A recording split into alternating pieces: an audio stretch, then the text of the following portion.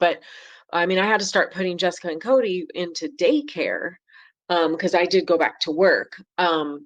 And that's where the daycare brought it to our attention, like something's going on. He cannot be around kids. I mean, he's having complete meltdowns.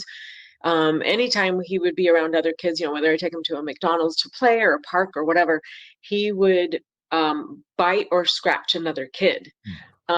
He just could not be in normal, like playful settings.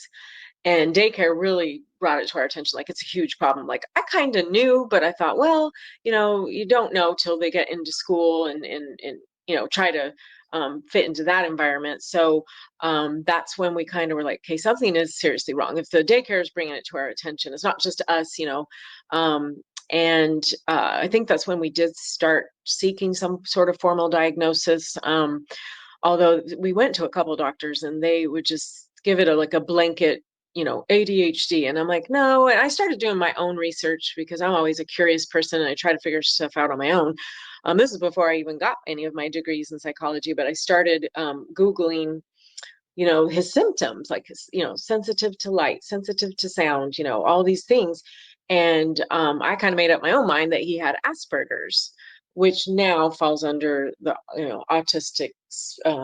autism spectrum disorder umbrella. Now they don't have these little diagnoses. It's just one big umbrella of different levels of functioning. But I had kind of figured that out on my own and made up my mind. I'm like, that's what it is. Now, sadly to say, 20, whatever, 5 years ago, about, um, there was no, treatment per se. There was really no help. There was very little known. And so you kind of figure this out and it's like, what do you do? And there are no answers as to what you do. So although I felt a little bit better, like, okay, now I kind of understand him, but at the same time, it's like, well, what do you do with that? I didn't know how to help him, and neither did anybody else for a very long time. So school was rough. Yeah.